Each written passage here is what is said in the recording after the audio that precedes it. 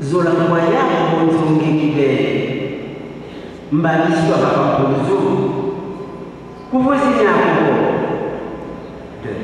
kuvuzi nyako bonzonge kibele mbaliswa bakapuzo tusa okondela toye katika mwalimu munene ngoye zokusabika mukolo na lero isore kirongo mayonse kwenye kati bongo na mokolo ya sambo na pema tu yango wana na yawe na kanisa mokolo ya kupema pena polisi ya mokolo ya kusambo tosa kata na yo na mama na yo ko oza na bongo yolai na mboka koyo ngai yawe nzamina la pesi yo koboma motote kosala ya kobote koyimba te kokozela moninga na yo makambo te kolula eloko ya moninga na yo te ezala ndako na ye mwasi na ye mosali na ye ya mobali to ya mwasi ezala ngombe to funda na ye ezala ata nini olobaki mokanda ya Ephésiens chapitre 5 verset Proverbe chapitre 1 verset 7 kotosa yawe ezali ebandeli ya kozwa na ye bobele bazoba bato baboyaka mateya mpe maloba ya mayele tokena mokanda ya Ephésiens chapitre 5 verset 21 à 23 basi mpe mibali bino bato botosaka Kristo botosanaka mpe bino na bino basi botosaka mibali na bino ndenge botosaka nkolo pamba te Kristo azali motu eklezia nde nzoto na ye ye moto azali mobikisi na yango se ndenge wana mpe mobali azali mokonzi ya mwasi na ye boye basi basengeli kotosa mibali na bango na makambo nyonso ndenge eklezia etosaka Kristo bino mibali bolingaka basi na bino ndenge Kristo alingaka eklezia te apesaki bomoi na ye mpo na yango asukolaki eklezia na mai ya batisimo mpe ya maloba na Nzambe mpo yango ekoma bosantu ekoma na miso na ye lokola mwasi ya lokumu mpe ya kitoko oyo azali makwanda to na nzela alingi eklezia ezala ya bosantu mpenza mpe ezala na mabe ata moke te ndenge wana mibali mpe balingaka basi na bango lokola nzoto na bango moko mobali oyo alingaka mwasi na ye azali komilinga ye moko ata moto moko te amilingaka kasi bato nyonso balekisaka nzoto mpe babatelaka yango Kristo asalaka ndenge moko mpona eklezia pamba te tozali biteni ya nzoto na ye ekomama boye yango wana mobali akotika tata na ye na mama na ye mpe asangana na mwasi na ye boye bango mibale bakokoma se moto moko maloba oyo ebonga sekele moko ya monene nalobi yango mpona Kristo mpe eklezia kasi ezali mpe mpona bino mobali nyonso na kati na bino alinga mwasi na ye ndenge ye moko amilingaka mpe mwasi nyonso atosa mobali na ye tokei na mokanda ya Ephésiens chapitre 4 verset 26 à 27 asiliki asala lisumu te ata moto ayoki kanda abomba yango moi mobimba te bopesa aza kolonzela te na kombo ya kamakomosanpa mafiuma tutengi zezesasinajandaninda tatangakwambie hizi kemusunga mukamulia bana lako mkandwa lako mabondeli ezali mokolo ya lapele mpona biso bato bala liboso mpona komeka bakolelema te komodifie bisika oyo kosalaka bambelo na matei oyo kosolaka na mokolo oyo balinga bakosala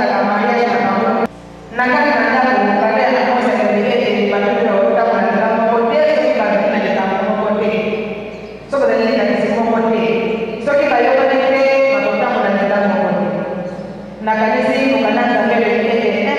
ekane kasi soki ekomi ekali 2 tokotambola nzela moko te tokosala mpe tokoseka tokolia tokoke na maladi civile mariage continue toke na religie kasi lokola totamboli na likanisa Kristo te tokokende kokapwana yango wana nazala peke tozala kati na bolingo awa mbe tokomelete l'amour du projet kasi na kati ndako na mwasi mobali na l'amour du projet ete l'amour ya motu moko ndenge tokana totali ya ekresien balobi ete tomilika mwasi na mobali bakomi motu moko mwasi akolinga mobali na ye po azali mobali na yazali ye epi mobali akolinga mwasi po azali ye soki nalingi mobali na ngai na nini soki nalingi mwasi na ngai na nini tozala na mobali wangi ya proverbe wana relation papa ni mzazi sio mobali na pesi biso na ndani tangu akwenda kwa wazee wa shirika na mama na msaidizi na pesa kama shirika Mungu wote ambao ni baba kwa hiyo tunataka nipasi ile soni nyingi mapana nyingi kama pale na tangu nyuma na tangu kusikiliza na pesa tukotesemea na mkonokoje mkola maana na Yesu papa sio mwana alibaki hii akatenda patele kwa yeye alibaki yeye bali kwa ndani ile alibaki kama kama kwa Katoliki yeye ndiye kwa hiyo na kanisa anangisi ndio kwa kabla ya wote sio ile education baada ya hizo hapo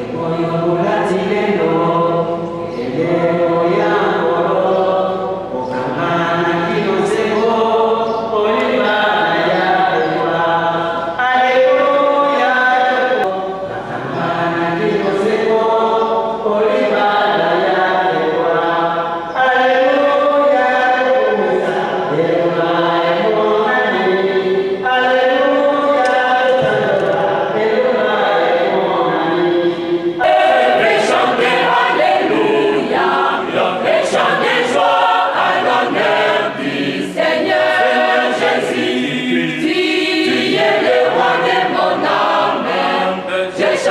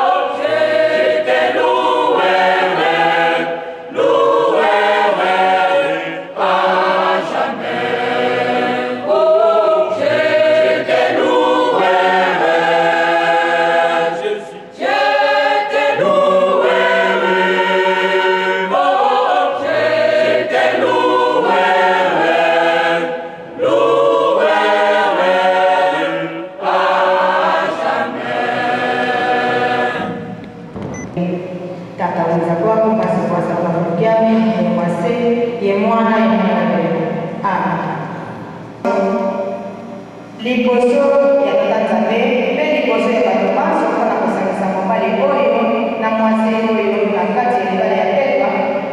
mpo ezaleli ebongi liboso ya tata Nzambe. Toyeba malamu ete libala ya ndenge oyo endimami na tata Nzambe oyo alakaka biso yango mpona kolamu mobali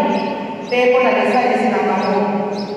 Ye moko mpenza alingaki ete tobalanaka ndenge wana ava kotelema te amibala ngoma oyo soki boye te abala na ye kino seko na seko.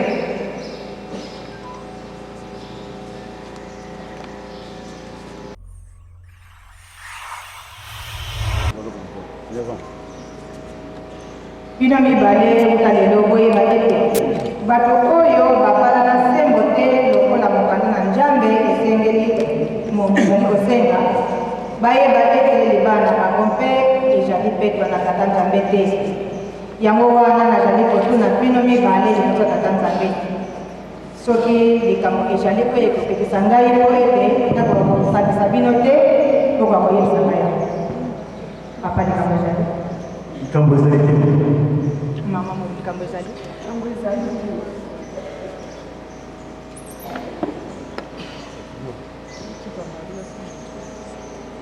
ngai tata Kodi Diakongo ngai Godefroid Matsumu di Kodi Diakongo nazali awa nalingi koyebisa yo solo mpenza ete nayebi likambo te oyo ekoki kokangisa ngai nzela ete nabalana na mama Mwilu Miyigo na libala ya Petro.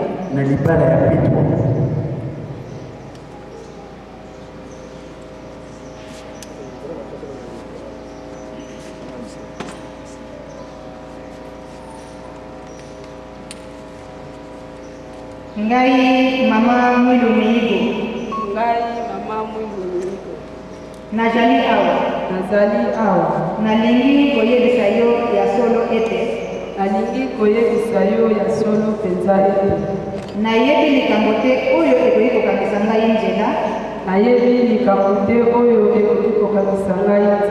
ete nabalana na papa Kodi Diakongo na libala ya Petwa.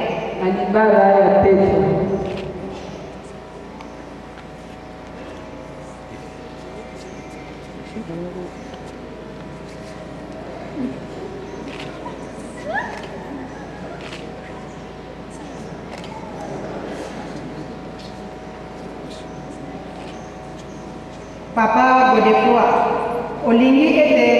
mwasi oyo bazala mwasi na yo ete bozala na ye kati na libala ya Petwa mpe na bolingo na tata Nzambe okotumisa ye te okolinga ye okomonisa ye bolamu okotosa ye okosunga ye mpe na pasi ata na pasi te okolinga ye mo kaka na solo ntango bozali na bomoi bino mibale olingi bongo. Nalingi bongo. Mama Mwilu Miyigo olingi mobali oyo azala mobali na yo ete bozala na ye kati na libala ya Petwa mpe na bolingo na tata Nzambe okotungisa ye te okolinga ye okomonisa ye bolamu okotosa ye okosunga ye mpe na pasi to na pasi te okolinga ye moko kaka na solo na ntango bozali na bomoi bino mibale olingi bongo.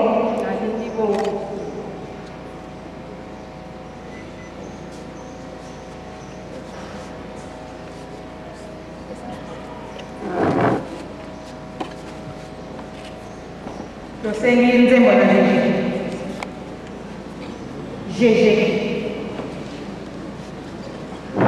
soki jaza pete dirija moyene Olanda Yolanda Sibenoni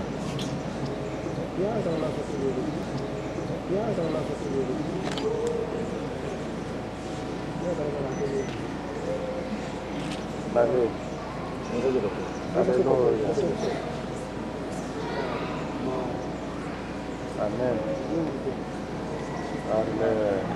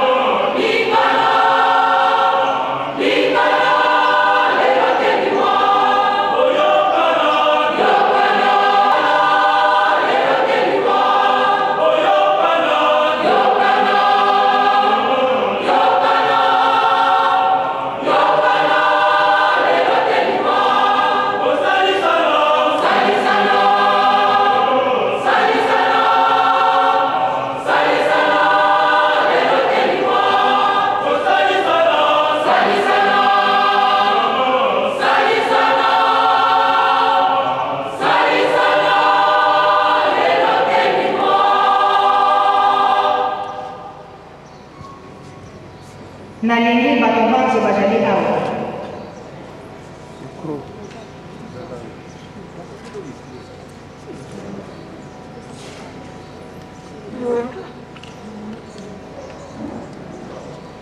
nalingi bato banso bazali awa nalingi bato banso bazali awa bazala nzeneneke ete bazala nzengeneke ete nayambi yo mama mwilu miyigo nayambi yo mama Anael mwilu miyigo ozala mwasi na ngai uta lelo ozala mwasi na ngai uta lelo na bozwi ata na bozwi te ata na pasi ata na pasi te nakolinga yo nakosunga yo kino ekokabola biso na kati ya bolingo ezata Nzambe kino ekokabola biso na kati ya bolingo ezata Nzambe oyo nde ezali elaka na ngai nalingi bato banso bazali awa bazala nzeneneke ete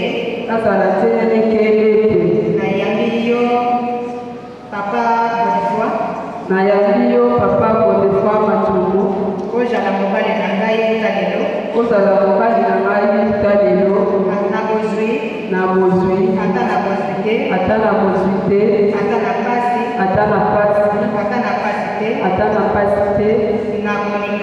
nakolinga yo nakosunga yo kino liwa ekokabola biso kati na bolingo ya Tata Nzambe oyo nde ezali elaka na ngai tosengi nzembo na Jésus-Christ.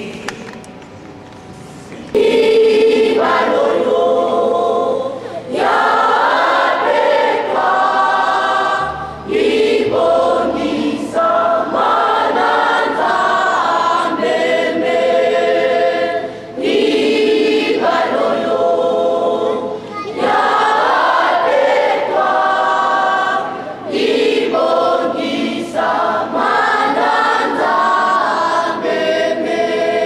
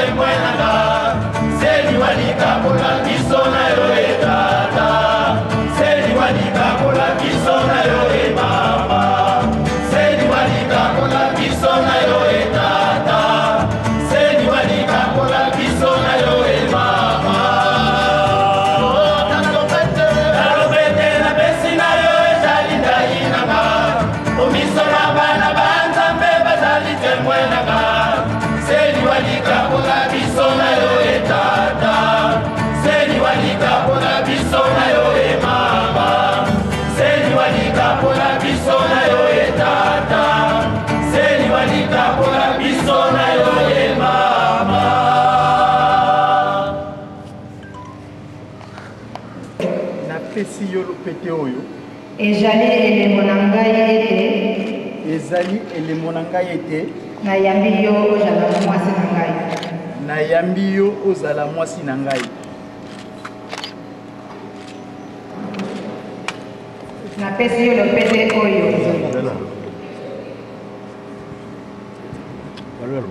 napesi yo lopete oyo ezali elembo na ngai ete ezali elembo na ngai ete nayambi yo ozala mobali na ngai. nayambi yo ozala mobali na ngai.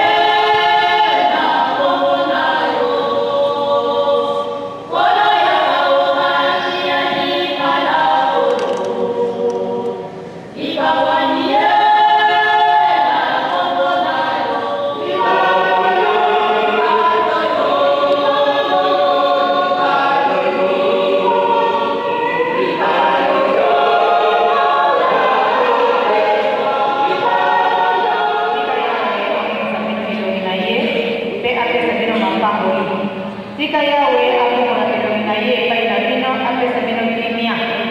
tobondela. Ndima yo okobongwanaka te mpe mopesi na ngolu nyonso.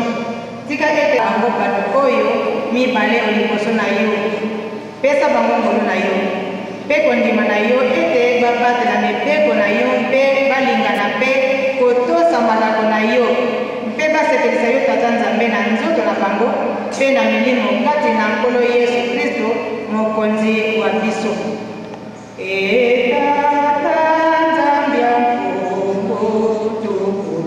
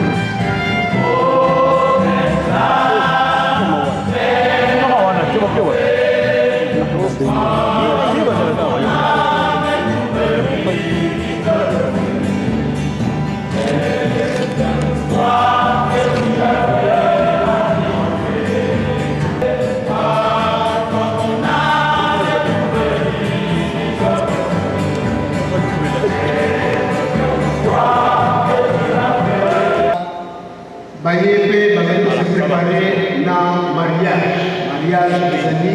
apostolat kati ya mboni toleki sika wana eteni ya mibale parti sociale tokopesana mbote me liboso ete topesana mbote programme libanda ezali boye soki tobimi libanda tozali na cérémonie de port de ruban par le groupe guitariste Kimbangisi mpona époux mpe choral dirigeant mpona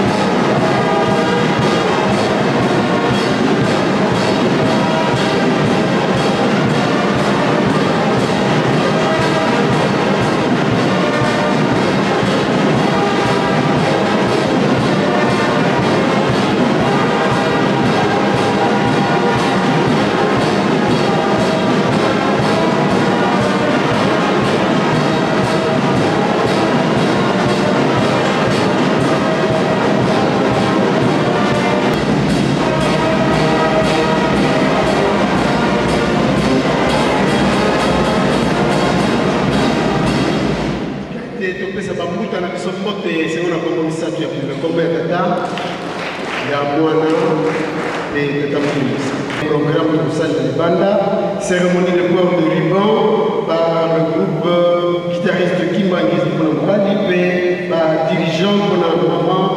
Miyiko. Simanango remise de cadeaux. D'abord mbote ya papa, remise ya Bible par papa Boti, les deux familles bandeko na biso ya village Kinkewa bandeko na biso bandibu Tijiki Kanweno Bandoyi, les choristes, les invités, Pe Osukisa na Faki. Mtakatifu wajaze baraka, ndoa yao ni ndoa takatifu, iwe na masikilizano na umoja na mapendo, wazae watoto wajaze nyumba na hivi na nyuma kuna kuume katika maisha yao yote na kuwafungulia yote wanayohitaji kwa roho kama vile kwa mwili. Tunaomba vile kwa jina la Baba, Mwana na Roho Mtakatifu. Amen.